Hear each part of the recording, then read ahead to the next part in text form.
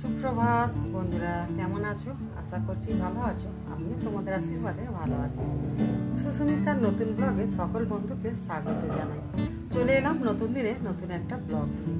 শুরুতে জানাই বড়দের প্রণাম, ছোটদের আন্তরিক শুভেচ্ছা ও ভালোবাসা।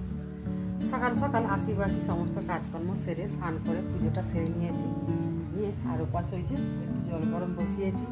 তো কিছু জামা কাপড় কাছাকাছি করবো, আর অল্প করে দুটো আলু ভাজাও করে নিয়েছি। বেশ 2-3 দিনের না ভাত পড়ে আছে, জানো তো। খাবো করে সুযোগ আর হয়ে ওঠেনি, খাওয়ার হয়নি। তারপরে কালকের বৃহস্পতিবার ছিল, তো যেহেতু আঁশ ভাত খাওয়া হবে না, এই জন্যে খাইনি। তো আজকে ভাতগুলো ধুয়ে নিয়ে এসেছি, তো সেই ভাতগুলোই খাবো আলু ভাজা দিয়ে। আর তাতাইকে মুড়ি খাইয়ে স্কুলে পাঠাবো।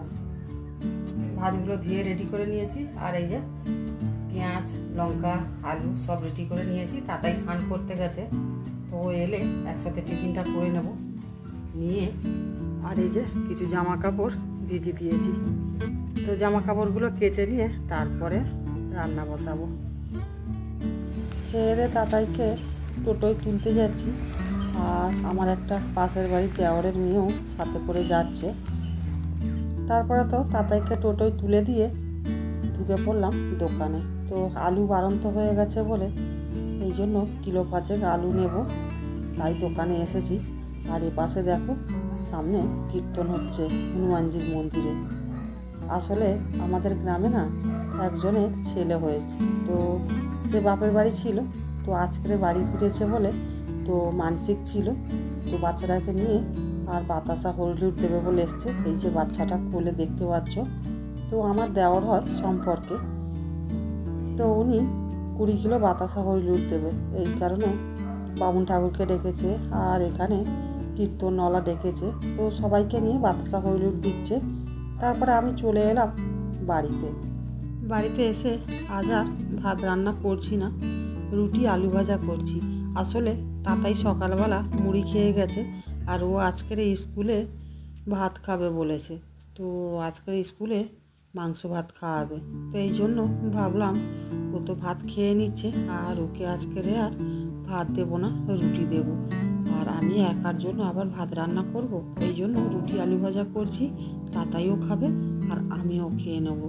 আর এ পাশে দেখো বান্ধবী রান্নাবান্না করে সমস্ত কাজকর্ম সেরে স্নান করে তারপরে খাওয়া দাওয়া সেরে ও আমার কাছে চলে এসছে একটু গল্প করতে।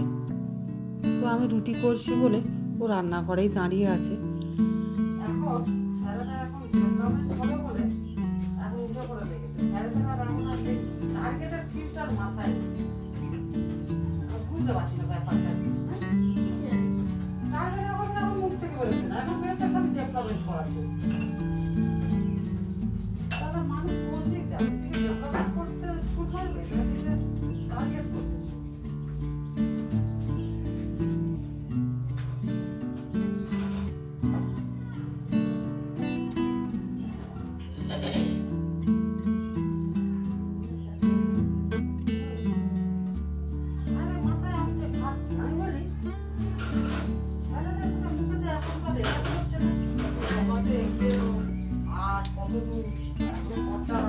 বলছে না, একটাই কথা বলছে শুধু,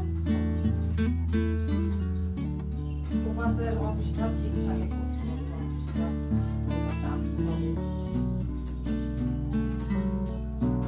তাতাইকে এখন থেকে 1 টাইমই ভাত দেব, আর 2 টাইম শুকনো খাবার দেব।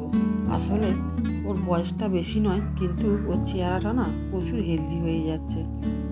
এই জন্য ওর জন্য আমাকেও শুকনো খাবার খেতে হবে। তার কারণ ও না একটু ভাত খেতে ভালোবাসে, কিন্তু ভাত দেখলেই তখন ওর বায়না ভাত খাবো।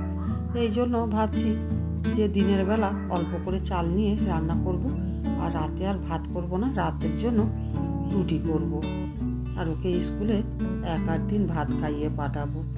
তো শুকনো খাবার না খাওয়ালে ওর হেলদি চেহারাটা কমবে না। আর ডাক্তারবাবুও বলেছে ওর বয়স অনুযায়ী ওর চেহারাটা কমাতে হবে। তাতায়ের বয়স এখন 12 বছর। তারপরে রুটি তো করে নিয়ে রান্নাঘরটা পরিষ্কার করে নিলাম, নিয়ে বিকেলের কাজকর্মগুলো সেরে নিলাম। এখন বাজে বিকেল 4টের মতো, আর ওদিকে তাতাইও স্কুল থেকে চলে এসছে। তারপরে চলে এলাম একেবারে রাতে।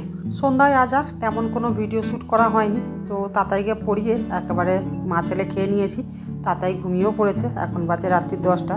তো আমার আবার ফোনের মাধ্যমে জুম মিটিং আছে। তো চলো বন্ধুরা, ভিডিওটা যেই পর্যন্ত, সবাই ভালো থেকো। Good night, tata.